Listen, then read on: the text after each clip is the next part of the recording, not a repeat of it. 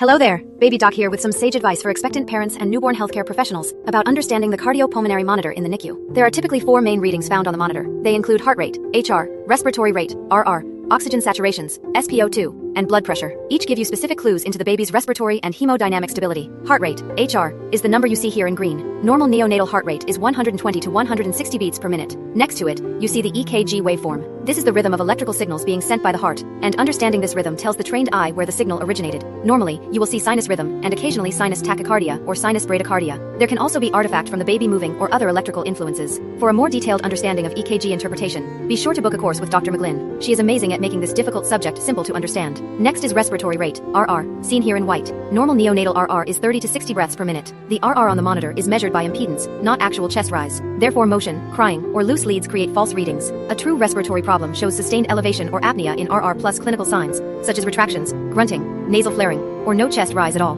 The third reading is oxygen saturation, SpO2, shown here in blue. Typically, SpO2 targets in the NICU are term 92 to 97%, preterm preterm 88 to 92%. Be sure, check your unit-specific ranges. The SpO2 waveform can be your best friend. A healthy SpO2 waveform looks like a smooth, regular, mountain peak pattern with a steady rise, steady fall. Artifact looks jagged, flat, or chaotic. If the SpO2 is not smooth and matching the HR, the SpO2 number is trash. Check the baby and fix the probe first. Finally, blood pressure, BP, shown here in red. Blood pressure can be measured manually with a cuff or via transducer that is connected via an umbilical arterial line or peripheral arterial line. Here we show arterial blood pressure measured through a transducer. Normal mean arterial pressure, MAP, is roughly the gestational GA age in weeks. For example, a 28-weeker should have a MAP of approximately 28. Be sure you have an accurate cuff size in for manual pressures. For arterial measurements, it is important that the transducer be placed and zeroed at the level of the baby's heart. Too high will cause the reading to be low and vice versa. Additionally, watch the arterial waveform. It should be crisp stroke and dichrotic notch equals good perfusion that matches the rate of the baby's heart rate. Class is dampened. Flattened waveform could mean an air bubble or clot that in the line or the transducer isn't zeroed.